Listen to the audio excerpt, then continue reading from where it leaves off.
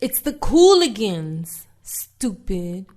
Today's show is brought to you by AutoZone. Get in the zone. AutoZone. Okay, well, you guys are seeing and hearing this a little bit later, but we just finished watching USA versus Wales. And them Wales weren't as dusty as I kept yelling they would be, bro. Oh, a lot to discuss. Oh, welcome to the Cooligans World Cup. Yeah, that's right. You're Christian Polanco and I'm Alexis The Guerrero. Cooligans World Cup Daily. There's a lot of new listeners. We have to let people know what's going on. I'm Alexis. If you happen to be hanging out with us in Atlanta at Park Tavern and now you're listening, well, how y'all doing? Okay. So, dude, two dudes came up to me and they're like, man, y'all crazy. I've never heard y'all before. Dude. And I was like, well, you know, is your horse double parked, buddy? Buckaroo? I guess it's similar to the way, maybe the English are more used to this, but, you know, you travel an hour on the train and everybody sounds different than you. You know what I mean? You know, in England, they got some wild, like normally we wouldn't know the difference in accents, but after having visited Liverpool, we understand the wide range of English accents. All of a sudden, we're extinguished linguists. Yo, bruh. I'm like, well, I know Shakespeare ain't from up here, bruh. But no, we are in Atlanta. Shout out to World Soccer Shop for having us host a watch party for U.S. against Wales. We're currently to WorldSoccerShop.com. We're in our. Show them some respect. WorldSoccerShop.com. What is that? Poetry jam. Yeah, dude. You know where that comes from? Poetry. But you know why? Because it's too loud to clap. It's like rude. No, it's not. It's rude. Beatniks would be reading poetry in like the Bleecker Street area, right? And they would clap. But everyone who lived in Bleecker Street area were immigrants. They were like German and Polish immigrants, and they would get awoken. They would get woken up by the clapping, so they would go down and beat the crap out of all these skinny beatniks. So they started doing this so they wouldn't get beat up by the Polish and German immigrants who were working the factories who wanted to sleep. Oh, what? The Polish and German immigrants we're not moved by some of the poetry that we're hearing? Imagine getting beat up and then imagine you beat somebody up and then they write a haiku about you, bro. You're like, damn, bro, I gotta someone help me write a damn haiku, bro. I gotta clap back. I mean, I'm gonna say that I gotta snap back. You get beat up, you become a pretty creative person. You know what? It does. It's all of a sudden you learn how to channel your energy in different ways. Speaking of getting beat up, that was the USA second half. Am I right, everyone? I mean, it wasn't that bad. Bro, what were you watching? Why did we stop playing out of the back? Bro, have you ever played in the World Cup? Of course. Okay. So have I. So yeah. All right, so just 2 years conversing. This is why you tune in. But this is how you Southern fans. Podcasts are now hosted by like a lot of athletes, so they can talk like that. Remember when it was just us? Remember those Remember that? Now they're getting into our space. Damn, bro, you don't see me out there playing keepy uppy. No, man. There's a psychological component to big matches, and I think so. Yunus Musa shook. We didn't hear him. We didn't hear about him all game. He was shook. Bro, how many times did you see? No, stop. How many times did you see him take on a defender 1v1? That's not what he does. He never does that. He never does that. Bro, how many times did you see him get behind the line? He never does that either. What does he do then? He holds the ball. But why would you do that on the wing? That's not your job on the wing. He's not a wing. He's not a wing. He He's was a playing on the midfielder. wing. He wasn't playing on. He's playing on the left side. On the left side. How many times that's not the wing? We go wide, bro. Do something. Pulisic is a ball, winger, bro. Weah's a winger. Yeah, but how many? Yo, you see they swapping spots. How many times was Musa out there doing nada? So look, I'm not gonna say I'm not gonna be too harsh on any of the U.S. players because I think they. And it's Wales. I think they did a good job. Wales, the problem. Unless we play this game at SeaWorld, bro, they can't possibly have an advantage. All right, please, no more of those jokes. We don't need them. The Wales is they went into that game. It's my whale sound. They went into that game with no interest in playing straight up. They knew they were the weaker team. They knew they had to defend. So then when we were up 1-0, why wouldn't we just play keep the ball? Why did we stop playing out of the back? Why did we start all of a sudden going long, playing their game, giving them space to counterattack? Bro, this guy doesn't know ball. Sorry, everybody. I apologize for my co-host. Then you tell us. You tell us what we did in the second half. Wales was playing. They play so defensive. What did Wales really do? They didn't really create. I'm not talking about that. Why did we start going long? Why did we start going route one? Why did we stop playing out of the back? What are you talking about? It wasn't simply going long. As soon as Haji I'm Wright specifically talking. There about were moments that it happened. Yeah, No, but there were moments. players, They were you get large it. swaths where we were not getting pressed. We had players open, and all of a sudden we started going long for no reason. What do you mean for no reason? You don't think people get tired? You don't think people get What are tired? you talking about? When we have possession, how are we tired? It's more tiring to chase after these long balls when they're all 4 feet taller than us. Well, when you're getting the ball to fresh players, the substitutes that came into the game, it isn't more tiring to do that. Bro, yeah, I mean, we brought in Brendan Aronson. The guy's 5'9", and we're trying to go long. It makes no sense. They were going long to Haji Wright, who had about 3 long balls that he controlled and passed it off, and it led You know to what else Haji Wright can do? Get a pass in space. Bro, this is. Okay. Bro, we softened up. I get that. It's we played frustrating. shook in the second half. We played shook. No, we did We not. absolutely, bro. I don't know what you were watching. No. Yo, the second half, they might as well have played yakety sax over it. We were barely making passes. We were Bro, barely connecting passes. People, it was people are gonna embarrassing. shut off this podcast. Bro, it was embarrassing. What game were you watching? You and I literally called the exact same game. I don't know what you were watching that was different. They were not shook. They still created chances in the second half. no, we but certainly- Wales was playing more aggressive than they were in the first half. What can you give any credit to Wales at all? You think they didn't do anything? I haven't even started talking about Wales yet. They made one change. They took out the tiny dude, Dan James, and they brought in that monster Kiefer, which clearly said to me, they're going to try to win on a set piece. They're going to try to win on the corners. They're going to try to win on dead balls. And they did not. They did not. In fact, they started playing much better on set pieces and dead balls, but they certainly didn't control. It was our mistake that led to their goal. It was nothing more. It was a penalty. It is what it is. Those you give and you take. There was also a header that Matt Turner had to stand on his head to save. So shouts to Matt Turner, who I think was my man of the game, man of the match. I don't know who you picked on the U.S. team. I mean, they mentioned this on the broadcast, and they said Tyler Adams, and I think that's Tyler Adams played incredibly well. Yeah, I mean, we would have given up probably one or two goals if it wasn't for him stopping plays and stopping build up. So I think he was the best player, but I have to when Weston McKennie pulled up a little bit and he got his injury seems to be reignited or something, or maybe something different. That completely changed the tenor of the match. He wasn't as aggressive in the midfield. He wasn't able to do that is true. That is true. Wow, look at you giving me credit for something I said. Well, I mean, it was obvious. He was clearly something had happened. But that changes the way we were able to play. So for me, that's when Wales got a little bit more confident, but we still had control in a way that we just couldn't get back in the second half, at least not for the swaths of time that we had it in the first half. And yes, I agree with you. Wales played more aggressively, but who gives a shit, man? You never heard of half these players, bro. Yeah, well, I mean, it doesn't matter if you give a shit or not give a shit. Bro, they did what they did. And by the way, we should be advanced to the point, because Mexico does this. We should be advanced to the point that when we lose momentum, and when those finals that we've played against Mexico, there were large periods where we lost momentum, where we're asking our defenders to bend but not break, or we're asking our forwards to defend. There's moments where, even against Mexico, we're able to use that against them. We're able to counterpunch. We're able to use their momentum against them, and we just weren't able to do that. And part of me thinks it was the moment. Part of me thinks they were shook. Christian Pulisic, I don't think, brought his A game. And by the way, I know got the assist on that goal. No. Listen, there were incredible moments. I'm not going to do that, but I'm not going to take that away from them. But there were moments where I'm like, I'm expecting a little more.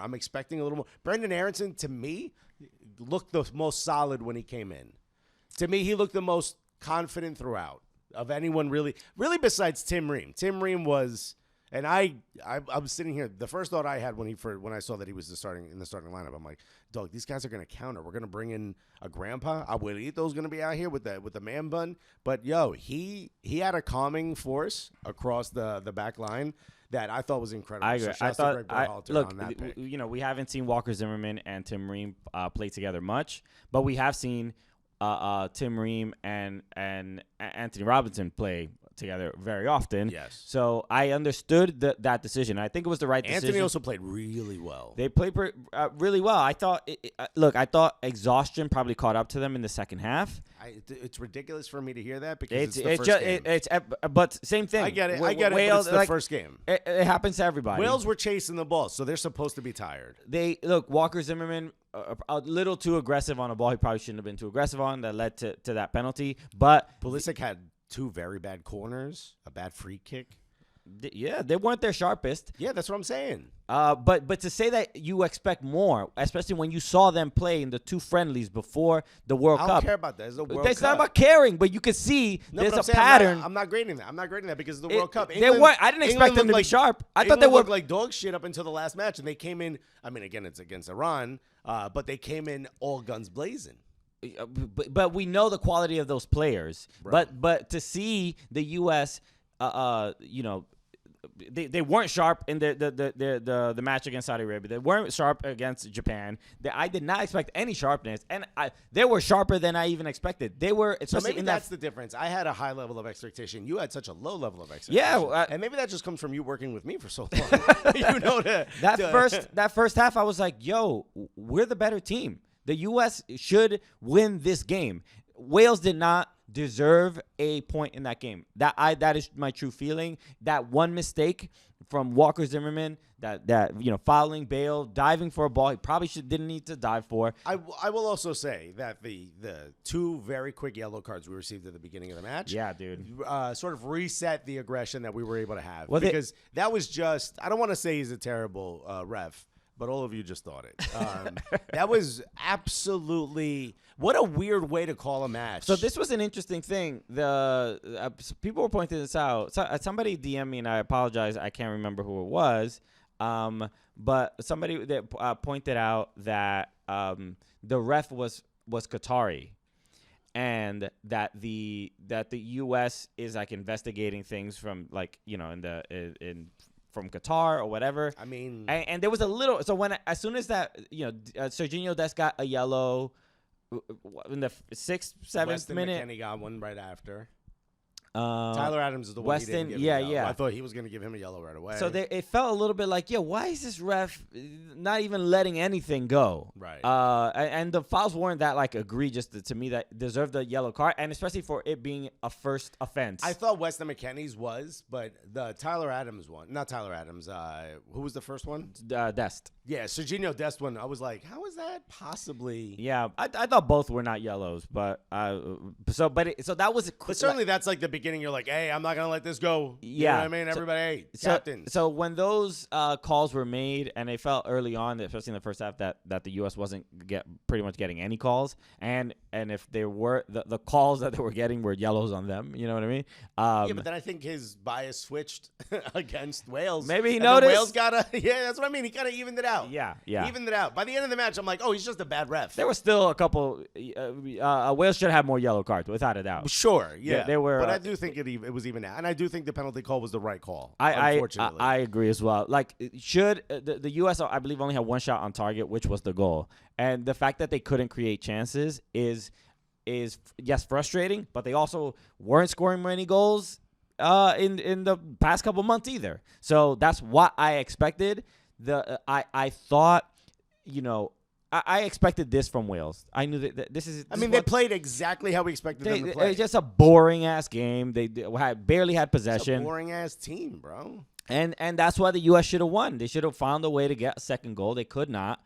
But they not only could they not find the goal, but they couldn't really even find another good chance that was similar to the one that the goal from Tim Weah. And look, I get that there was really 8 of their players were in the box, and they basically started 8 defenders. Let's be honest. Mm-hmm. So I get that it's difficult to break them down.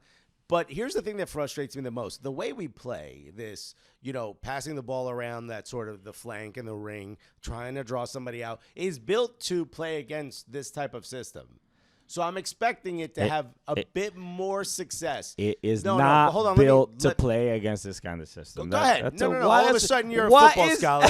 Tell me why it's not built to play against the system. Okay, so we've played this way against teams that don't play like Wales. I need you to. I need you to give me a little bit. Elaborate, please. What is it about the style of play that can get through 5-6 defenders in the box? Because when you have players that are making those diagonal runs, when you have players that are coming out and receiving the ball, the plan is to try to draw one of a low block defenders out to create space. Literally what we're doing, they were in a low block. And they were not drawn out. Okay. They allowed those crosses. I'm not saying it's built to beat this type of system. That's I'm not exactly saying, what you said. It's play. This is the type of play. This is the type of way you play when you have someone on a low block. You keep passing the ball around until one of them make a mistake. Now, granted, they didn't make a lot of mistakes, right? But there were moments where there was a little bit of space. The last thing you want to do is you have to hold. If you're going to play the style, and I'm sure you're going to correct me because now all of a sudden you're Marcelo Bielsa. But when you play the style, you have to have the ultimate amount of patience. All of a sudden, we're sending in crosses when there's 4 of their defenders and none of our guys. 2 crosses went to the far post when we didn't have someone there. That's what I'm talking about. If you're going to do this and you're going to play this style, pass back and forth, hope to draw somebody out. You go in, I go out. You go in, I go out. You go over here, now you go over there. Dest was supposed to be on the left. All of a sudden, he's on the right. When you're going to keep doing this, when you keep switching, you're hoping to draw somebody out. If you're not drawing somebody out, you just have to keep playing this way. You can't all of a sudden start sending crosses to nobody, especially when they've got that covered. But that's how they play.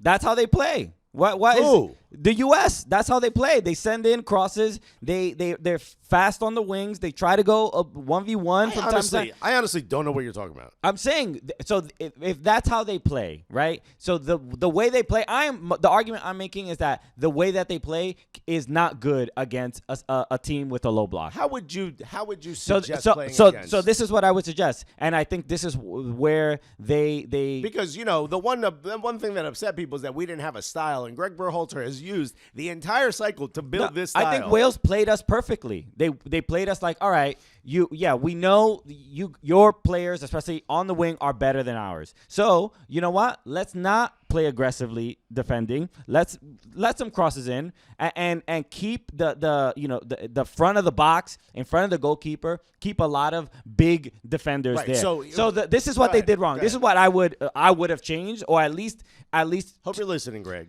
Took a bit more chance. They had no threat from the top of the box. They didn't test the keeper. They did not. They did not, because they only had one shot on goal. One shot on goal. They didn't take shot. I think Kellen Acosta maybe took one shot from outside the box that got blocked, or I forget. There was one shot that I can remember that came from the top of the box. But when you don't have a threat at the top of the box, those central defenders will never come forward. Right. Because there's nothing for them to be threatened by. I'm not going to – I mean, we're literally saying the same thing. I don't know how we ended up in an argument. We're literally saying the same thing. The difference that I'm saying is you're like, this is how they play. If you're going to play this style, you have to be disciplined. They were more disciplined than we were. They stayed in their positions. They didn't get caught out. We just all of a sudden, when it was getting frustrating, we just started sending crosses to nobody. And I wouldn't necessarily say that's the way we play. That's the way we play when we find advantages. We had no advantages when we were sending those crosses. That's not what you do. To me, that is you know what? I don't know, man. I'm not getting anything. Let me just send this and hope something happens. And to me, that's just as dumb as not playing it out of the back in the second half for the majority of it. It was so stupid. All right. Okay. Well, I thought. So who do you blame? I say Wales. The only thing they were better at is being more disciplined. I expected this result. I expected a draw. I mean, after the first half, you're like, all right, we should probably win this game. So I don't really think there's anybody. Look, I'm gonna blame somebody because Walker Zimmerman caused the penalty when it probably didn't need to. So, but it's a very light blame because I think he did play a good game. I think he made a mistake, and I didn't really expect more goals. The U.S. has not really shown that in the last couple months. I thought the fact that they scored that goal and the fact it was just like from open play and it looked sharp, they looked confident. That was like they sort of peaked at that moment, but Wales, they did the right thing. They just waited for their opportunity. And so frustrating. It's the U.S. It's a young team. They're still trying. Let's be honest. If it wasn't for that penalty, they would have had barely. I mean, I know they had 3 shots on goal, but they had barely any chances outside of dead balls. Right. So which is why I think the U.S. should have won that game. I would say Wales got lucky. That's. I'm gonna go back and repeat exactly what I said. I think the U.S. at moments looked absolutely shook. I don't think we looked fully prepared for the moment. Hopefully, those jitters are gone. Okay, I mean, I know you're Yunus Moose's manager, but I've seen him go 1v1, and I've seen him CONCACAF, bro. And in this shirt, I've seen him cross that line. I've seen him put those defenders on their back heels. I was expecting to see more. I'm sitting here wondering why it was such a tentative plan. And then all of a sudden it switched to this long ball, which was just so ridiculous to me. I mean, shouts to Matt Turner. He's apparently very good at it, but it was really, really stupid. I don't care if Haji Wright's in or not. That's not what you do. I'd rather see Haji Wright play off the back, play off the shoulder, make a turn, and find open space. The same exact way we scored, which is with Tim Weah. Shouts to Tim Weah for an absolutely incredible goal. Sorry, we take a point. What do you think is going to happen now? I would say, I mean, we were talking about this afterwards. So we obviously have to talk about the results from the other game. England obviously beat Iran 6-2. Why are we even talking about it? Because it was incredible. Shouts to you, but it was against Iran, and what a horrific collision between what I believe is the center back and the goalkeeper. Yeah, it was where really they bad. smashed both their faces together. Goalkeeper had to come out. It looked a little wobbly. I don't know why he stayed in. Somebody tweeted It looked like out, he broke his nose to me. Yeah, absolutely. They replaced it, but he was a little wobbly. Definitely. I mean, he had blood all over his face. He obviously had a concussion. I'm not a doctor, but it looked like what happens to a player when they get a concussion. So hopefully he's okay. He looked good to have to come out, but somebody tweeted out somebody being forced to work in something well, I'm glad. Conditions. Whatever. It was good. It was a good tweet. Yeah, great. Yeah. I love the paraphrase. Dude, retweet that right now. I mean, you you all saw that banger. Look, Bukayo Saka with a brace. A lot of other players with goals. Shouts to every black player got a goal, dude. Shouts to all the racists in England, yo. Y'all struggling today, boy. Grealish is your dude, yo. Look, I thought. Look, it is Iran. I don't know if after watching that, is it that Iran is very bad or is that England is very good? It might be a little bit of both, but now England's gonna have that false sense of confidence. They're gonna walk into this USA game thinking they're gonna beat us 6-2. I don't think it's a false sense of confidence, but they. Right. But you heard it here, folks. Christian's not a patriot, dude. But I do think they're underestimating the United States, and after watching them in against Wales, I honestly think the result, it's not going to be 6-2. I know that. Yeah. But a draw against England and then a win against Iran gets you in. That's it. That's it. So it's not impossible to get a result there. We got to take at least a point, and then we got to beat Iran by more. Then Wales will probably beat them. Yeah. Look, it's actually not going to be an easy game for Wales, by the way, because they both kind of play a similar style. Look, the hope is probably that Wales against England. You would want.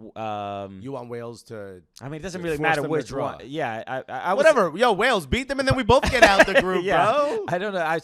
I think at this point you would want England to beat Wales. England's got to take an L. They got 4 goals, goal differential. They got to take an L somewhere. Yeah, they ain't coming against Iran. I don't think it's. I don't think it's. I don't think Wales can beat England. But don't forget how much territorial pride there is. Look, it's gonna be a derby. I know that, but I don't think they can beat them. I don't think they can. They're not going to get a point. Dude, you hate America. I get it. Look how terrible they looked against the U.S. All right, you hate America. I get it, bro. What are you talking about? Bro, I'm talking about Wales. Get it out there now, bro. If you think Wales can't beat England, that means America doesn't get through. No, I think England and the U.S. get through. Okay. Yeah, that could happen. Yeah, of course. But Wales has to take an L somewhere. They against England. Okay. And a good result against, regardless of the result that England has, if they have a good result and a good goal differential against Iran with the point that they already have, 4 points, good goal differential. 4 points can get you through. 5 points almost certainly get you through. 6 points for sure get you through. Yeah. So if for some reason I still think we can beat England. I know England is an incredible team, and I've said it before. Across the first 11s, there's not a player on England I take. There's not a player on America that I take over England across the 11. There's not a player on. What player from from America would you rather take against England in the first 11? Oh, right. So, and you're saying that there's no player. No. Yeah. I can't really think. I mean, maybe. No. I mean, it's tough. Matt Turner, over Pickford. Over Pickford? Maybe, yeah. I'd probably take that. I'd probably take the goalkeeper. But that's probably, again, not saying a lot when you can't really say maybe McKennie. You know what I mean? But at the end of the day, what you hope is that England walks into this game with a little too much confidence, and America has a chip on their shoulder. And again, it's America versus England. We're undefeated against England. Hopefully that remains. Even if we get a point in World Cups, even if we get a point out of this, that's still a massive result. It'd be a huge result. Yeah, I mean and if Wales and Iran are 0-0, bro, that's even better. Yeah, which it's not a crazy result. No, that might be possible. They both kind of play a similar style. Yeah. But England did look great. Jude Bellingham was spectacular. A class above everyone else, and he was 14 years old during the last World Cup. Yeah. Incredible. Come to Arsenal. We also met Jude Bellingham. Jude Bellingham, sweetheart. When we were in Germany, it was really cool. Yeah, we were waiting to interview Gio Reyna, and Jude came up to us. He was like, "Hey, what's up, fellas?" I don't know if you saw what Gio Reyna tweeted or what he said in the press conference. Did you see? I didn't. He said, "I'm 100% been ready to go," which is player talk for the coach don't trust me. Well, he didn't play in the game, and a lot of people. He didn't even come in as a sub, dude. That's what I said. He didn't play in the game.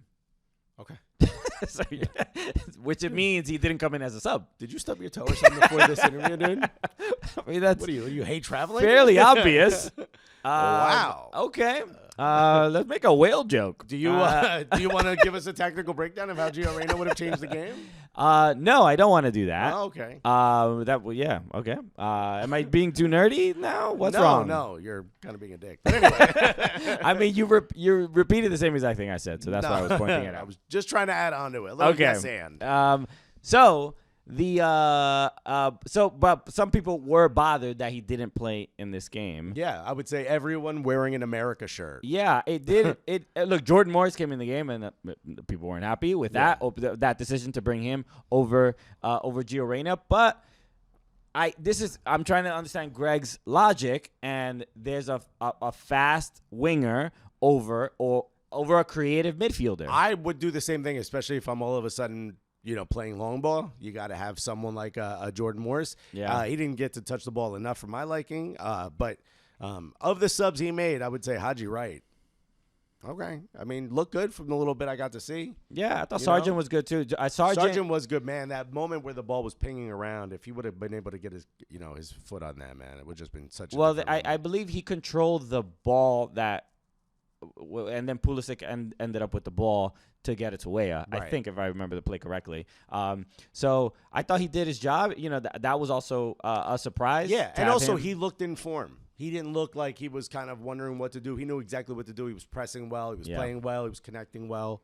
No, I was happy. I was happy with what I saw out of Josh Sargent and happy what I saw out of Haji Wright, who, a lot of people, I think Alexis Lalas tweeted Haji wrong. Wow. Yeah. I mean, not during the game when he was picked. During the U.S. roster. Oh, okay. I mean, it doesn't what are you make gonna do? Send him another soliloquy about how to play the game here? I thought that was that. Yeah, that's. I mean, it's not a great tweet. I mean, he got his point across.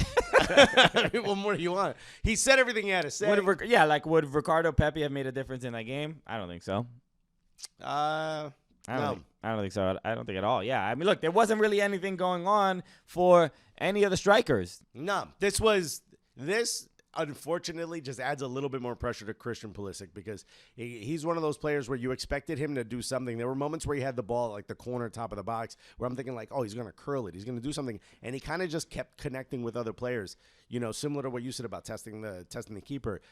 I was expecting some things like that. It's a moment of brilliance, a moment of excellence, and I just didn't get it. And at the end of the day, it was just really frustrating because it was like there were so many moments where people were just pleading for something to happen, pleading for you to get the ball closer to the net. Just get closer to the goal, dude. Just get closer to the goal. But we're playing it out of the back, and we're just moving the ball back and forth in our half. And it's like, all right, let's do this, but over there. We need to have a high line. We need to push. And there was a tentativeness that I was not expecting. So, overall, look, I'm not surprised. But if you told me before the game that we were gonna get a point from Wales, I would have taken it. I mean, I think after the game started, my mind changed, or my opinion changed. I wouldn't have taken it. But I would have taken it. The dusty Wales. Yeah. Look, frustrating, but there weren't that many chances created, and that I expected that was going to be the type of game that we had. Yeah. So, All right. So look. Let's talk to some people who were there. Yes, Footmex Nation, the homies, Wiso, Vazquez, Amelia, Lopez are out in Qatar. They were at the game as well. So let's get their take, and also preview Mexico will be playing. That's right. Tomorrow, so we can see how they feel about their chances against Poland. All right, let's see what they got to say. Here we are finally with, you know what, this is huge. We have people on the inside, bro. Okay. Yes, we have it's like an espionage team. Our budget has gotten to the point where we can send people to Qatar. Shouts to these two homies out there with Footmex Nation doing their thing. Really excited. They got a chance to go to USA versus Wales so they can tell us just how dusty Wales was and why we should have won, bro. Keep it going. I mean, this is superstars. Do you want to do it? Let's go. Shout out to Wiso, Vazquez, and Amelia, Lopez. Thank you so much for joining us, guys. Hello. It is almost 4 a.m. here, so that's just testament to how much we care about Chritian and Alexis. Also, you could have just stopped at Chritian. Yeah. No, Alexis knows I have a lot of love for him, but it's worth noting that I volunteered us as tribute to this way before we finalized our plans to Qatar. So Wiso is being very, very nice about this because I was like, you know what, I created this monster, so now I have to take care of it. You're making it seem like I don't want to be here. I'm glad I'm here, be part of the Cooligans. Like I've been on your show now like 3 or 4 times, so Bro, I might not be a Cooligan yet. That's it. It's like you're almost Cooligan. So I want to do 2 things. I want to talk about the game, the U.S. Wales match, and then I want to get some preview and prediction for Mexico Poland. So let's start with U.S. Wales being there. What was the experience like at the stadium? We probably don't have enough time to talk about the general feeling about everything in Qatar because I've been seeing some. We already said that they completely agree with everything that's gone on. So don't worry, we got you guys covered. We got you guys. You're okay. You're big supporters. You loved the Gianni Infantino press conference. I've already seen all your tweets. Yeah. But look, for us, it was a tale of 2 halves. Why don't you tell us what you saw? Absolutely. I think, first off, and this is prefacing the fact that I also am in agreement that the U.S. should have won this game. Absolutely. But I think we were both really blown away by the Wales fans completely. I think they won the national anthem battle if that was where points started being taken place. I think the way that they felt, what a father and a son were right in front of us, and they were just super elated to be there. It was like their first World Cup and everything. So like you really felt that intensity, like, you know, like that is what the World Cup is all about. I know like Ecuador versus Qatar was kind of, you know, like it was a little lopsided, but I think just like first impressions was the Wales fans and just like the way that they kind of like sung the national anthem, so to speak. Yeah. But then on the field, I think the first half, the U.S. should have kind of closed it out in those first 45 minutes. That's why I wanted the U.S. to crush the hearts of those little Welsh children. Oh, that father and son in front of you, just leaving sad, deciding to become rugby fans. Nice little dad and son family. You know what? Given as actually, Chritian, you'll be joining the club soon enough. But I will tell you, one of the first pieces of advice as a parent, from parent to soon-to-be parent, is you can absolutely laugh at children crying. It just depends on the circumstance. Okay. You guys remember we come from Caribbean families, right? That's almost par for the course. Okay, I'm glad. We got that. We're talking about soccer, but we got some solid parenting advice in there as well. Chritian has to learn to say, "I'm going to hit you now until you stop crying." It's the threats. The threats. That's normally how it is. So, on my end. On my end with the game, I mean, as a Mexico fan, you're watching, then I go, I've seen this before. The U.S. come out just strong, dominating, and in such a fashion that you're like, these guys are fast. They're finally clicking, and you just kind of sit there. You're like, this is what everybody's been talking about. This is the team, and you're going there with Pulisic, that Pulisic run, and it just everything was gelling, and just like you start going, okay, what is this? This Wales team. Like, come on, you can't put 2-3 passes together. It should already be 2-3-0. And you just kind of go in the first half. We're like, well, this is what everybody's been telling us about the U.S. We just don't want to admit it. They're this good. Like they are now. They're in the world stage and they're this good. Halftime came around and like you guys said, a tale of two halves. We're like, whoa, where was that? Lines moved up. I don't know if it was a little confidence there. Berhalter not making changes that they needed to be done in the midfield. But I think you said it too. McKennie was already getting injured in that first half, and then it kind of felt like that injury impacted them going into the second, because I don't feel like the midfield was as like fluid and solid against the Wales, who finally decided, oh, we can actually go to goal to score. That's how this game was played. It was the respect that Wales gave the US. If we shoot, we might score, dude. It was interesting, and I think that was probably the exciting thing about the first half was like Wales seemed a little bit intimidated by the US, and we're not used to. I think because of the pandemic and not having many matches, not having many friendlies against teams in Europe or really just other parts of the world, we've been the CONCACAF has been pretty intense the last 3 years, and I didn't expect the U.S. to go in with like that much confidence and be like, yeah, we're better than you, and that's why like we were talking about it earlier on the show. It's just they just should have won that game. I mean, there's no real excuse outside of the fact that Wales was just like, all right, look, we're gonna do everything in our power to just simply not let you score and play the most boring game of soccer we can. Yeah, and it didn't work out for when you plan the game. It was so much respect that they were giving the U.S. We're like, hey, if we hold them back, we're tall, we're strong, we're disciplined. I think we can make it in that first half. Then the second half came in, and credit to the Welsh to Wales, because they went for it. They're like, hey, we might get scored on again. I even tweeted out, I'm like, is Wales even going to try to gamble or maybe just get a 1-0 and it's going to come down to whatever goal differentials or however it is. But I think that's when Wales said, all right, we're going to go forward. We have our star up front. If we could just work that midfield. And there was a good 10 minutes where I was like, the momentum is kind of going there. Berhalter there's a good 8-minute pause with killing the momentum. And I thought that was it. I'm like, all right, the U.S. did it. It's happened in Mexico and U.S. games where Mexico gets like 5 minutes of momentum and then the 2-0 comes and then the 2-0 chance start. So I'm like, I've seen this before. Wales are going to try to do well and then a 2-0. And you almost saw it, it's another counter.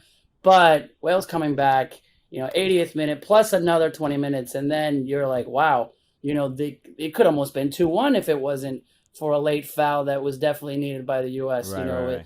Killing the Costa. Smart. So it was wow, and it's an eye opening to the fact that you need coaching, and I don't know if that second half was lost by Berhalter, kind of waiting for two changes or the players what's going on. Pulisic didn't look all that well after it looked like the second half he was, and I don't know if there was something there, some knocks, but a totally different team where you're at the World Cup. You can't.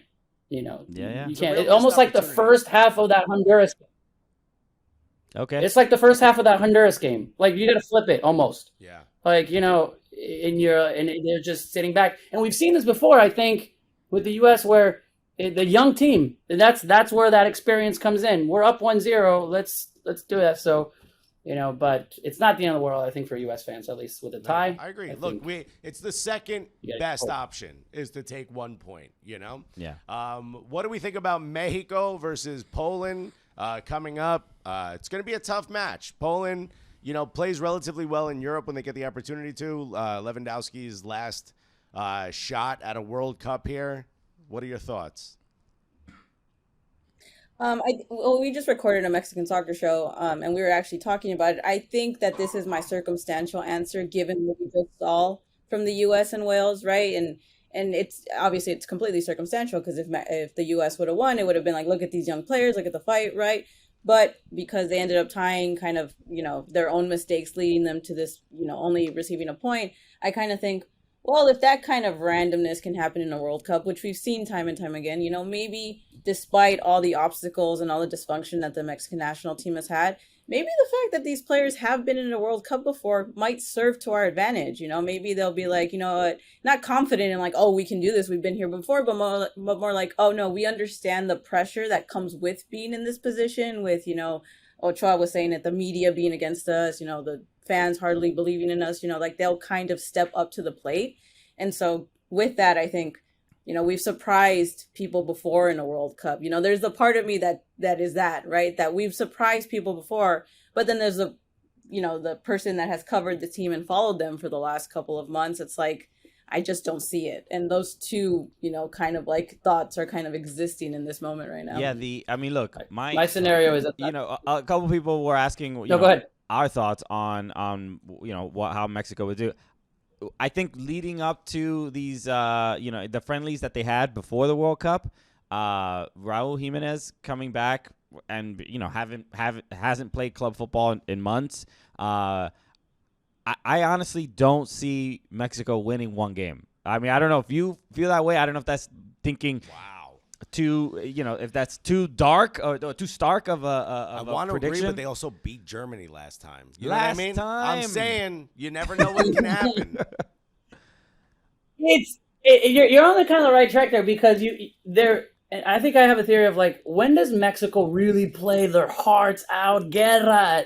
They don't show it, and the intensity's been a problem with Mexico teams, because I always feel like Mexico, do we really need to win this game? The only games we got to win is against the U.S. And the Gold Cup finals. And I always feel like we've been telling these players, come on, take your shirt and put it back. Mexico does show up because it's like the only time that they have to. Was a Gold Cup, yeah, it's important, but until maybe the final against the U.S. And the two finals against the U.S., I felt like Mexico was dominating, and then, but bam, the U.S. just did their game and they won. Qualifiers, it's really hard in qualifiers, regardless of where you're at, especially the Azteca, everybody back. They just want to get the points. And I feel like now at the World Cup is these players are like, all right, this is it. Now we really have to go all of it. That's the hope.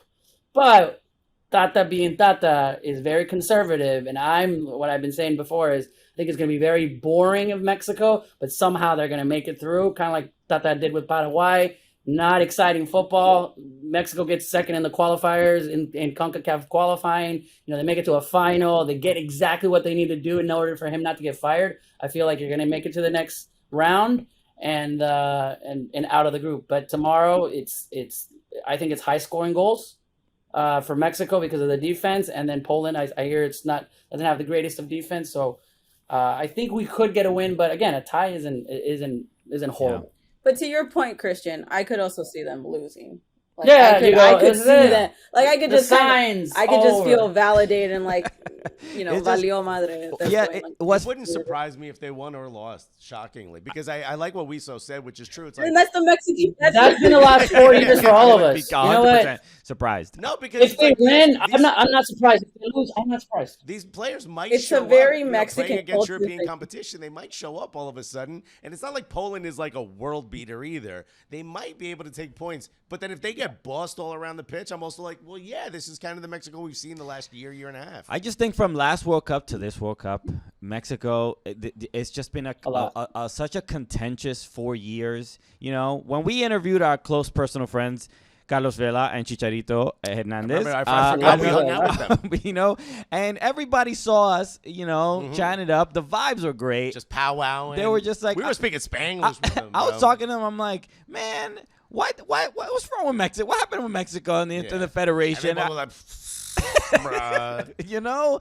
I think there's this is what I think is the biggest problem. Like maybe just psychologically, and even when we went to the Azteca, we were there for 3 minutes before people started chanting "Fuera Tata." Right? It's just like when you're actually there in Mexico, Yeah, man. it's like It's contentious. the Mexican fans hate Mexico more than the U.S. hates Mexico. That seems to be. They feel like Everton fans. Like no one hates you more than your own fans. You're competing against yourselves.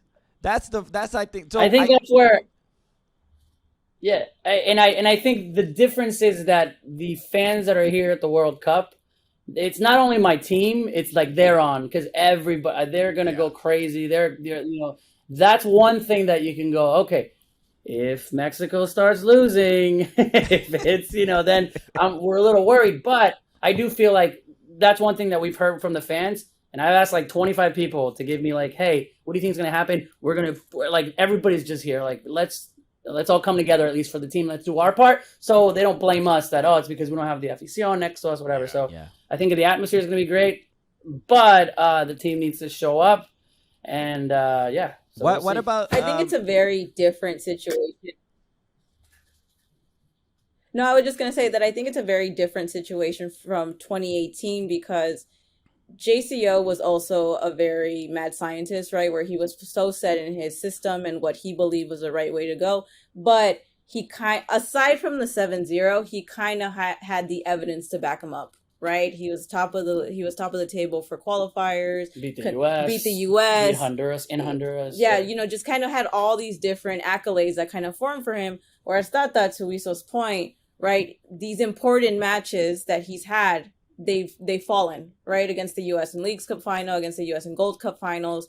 So it's a lot of like, all right, I guess we're going to respect you as a manager because you're also set in your ways, but we're not playing super good. And even though we happen to stumble upon a second place in the qualifiers, what are we really doing? And it feels that way even in that friendly against Sweden, where I think you tweeted it out. Like, this is the team that we have, so either they show up or they don't, and we're just kind of stuck in this existence of, like, if they do really well, you know what? We actually had good players, and if they do really bad, that's what we have. Yeah. So my last question. It's a very Mexican way of this. My last question is, I think you tweeted this out about that somebody told you, or that you were sort of hearing that fans want Mexico to lose every game so that the federation makes changes. What can you expand on that at all?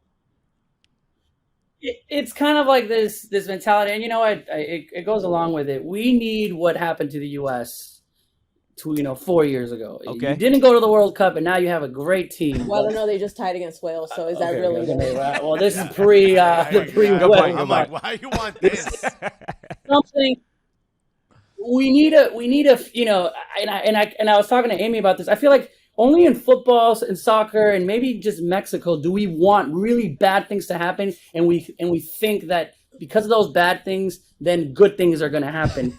True, it could happen, right? People get fired, but I never hear as a Suns fan, I was never like, I hope they lose all their games so then next year the manager gets fired. And then, I feel like it only happens in soccer where like bad, because, or I'm not going to go to the games. But there is some truth to that. People are upset, and people are upset at the manager. People are upset with the corruption. And if you take away the money, then, changes are going to happen. I just go, the same people are going to still always be in charge and going to go. I don't think a lot's going to change, but at least coach will change is where I've never seen more people going into a World Cup mad at a coach than Tata Martino, and taking, players like Diego Lainez, who everyone's, he might not be playing, but he scores goals against the U.S. in the Nations League, or Bebote, who's the top leader scorer in Europa League. Those two guys are out. Yeah. And everyone's freaking out about it, and Tata has his ways. He's like, nope, I'm going to give seniority. I'm going to bring Piojo Alvarado, who's a better player because he can play a 9. And where everyone's just like, all right, you're doing everything. That why we're not getting to that 4th, 5th game is because of you, Tata. That's how the fans feel. Which I feel like he does, and I feel like while it can be slightly hyperbolic to be like, no, we want him to crash and burn. We just had this argument on the Mexican Soccer Show like a week and a half ago where I go, I do think there's some substantial feelings in that, because after JCO decided to step away in 2018, right after Russia, he's just kind of like, you know what, thanks, and we're done. It was a great run, blah, blah, blah. We had this kind of illusion that the next coach is going to come in and really take this team to the next level. Like every 4 years. I mean, yes, but there was. Right, he had just come off. This is it. You had just come off winning with Atlanta, blah blah. Right. Oh, here comes this foreign coach who has this really cool system, and so there is some type of evidence to like fans feeling slightly underwhelmed when we're kind of satisfied with ugly.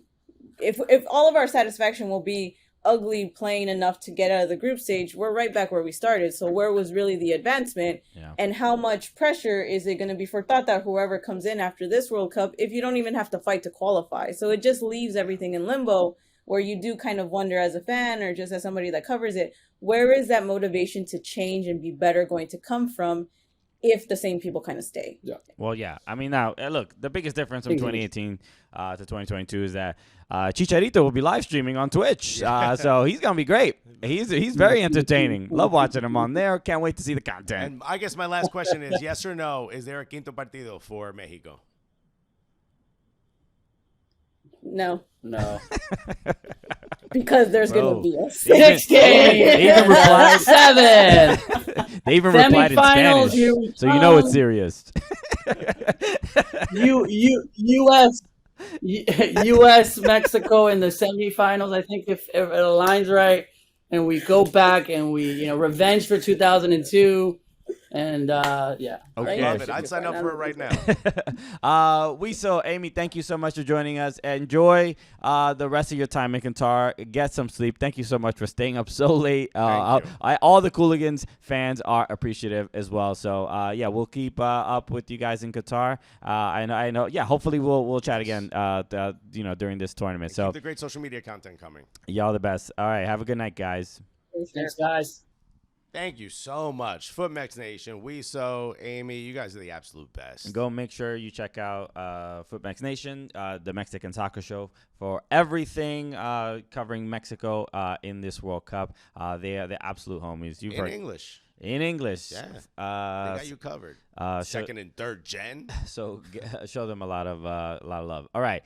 The shouts to them. Thank you so much, everybody, for joining us on the second episode, the Cooligans World Cup Daily. Right, we're bringing these to you every single day after match days for the World Cup. So we're in Atlanta right now, and we're still doing it. We thank you so much to Wiley Hotel for letting us use the suite to film in. This was really, really cool of you. So everyone check out Wiley Hotel if you're in Atlanta. It's a really dope spot. Dope spot, yeah. We're serious. Gorgeous hotel. Beautiful hotel. Exactly. So make sure you follow us at Soccer Cooligans on all social channels, especially our Instagram stories. We're doing a lot of stuff. The watch party, you can see a lot of fun clips. Took a lot of photos with fans. They all came out, dude. We said we were gonna be in town, and it was just a line of people saying, "Yo, can I talk to you?" Atlanta showed up. Yo, take a picture with my kids, bro. Yo, we took pictures with people's kids. Oh my god, especially after I swore. It was a lot. Yeah. After he was scolded, we took photos with the children. I had to sit in the corner with one of the kids, and we both cried and apologized, and then we got back in. We good, bro. But we had an absolute blast in Atlanta, and always have a blast doing the show. So thank you for listening. Thank you, everybody in Atlanta, for coming through. We appreciate y'all. We will be back tomorrow with another episode. Obviously, a lot of big matches. Mexico will be playing Poland. Bro, it's the daily, bro. It's the World Cup daily. France against Australia. There's 4 matches. That's the first 4-match window. We will be up at 5 a.m. So it's obviously, Argentina, Saudi Arabia, Mexico, Poland, Denmark, Tunisia, and France, Australia. So we're going to be recapping those matches. Thank you, everybody, for tuning in. We'll see you tomorrow, everybody. Peace. Love you guys.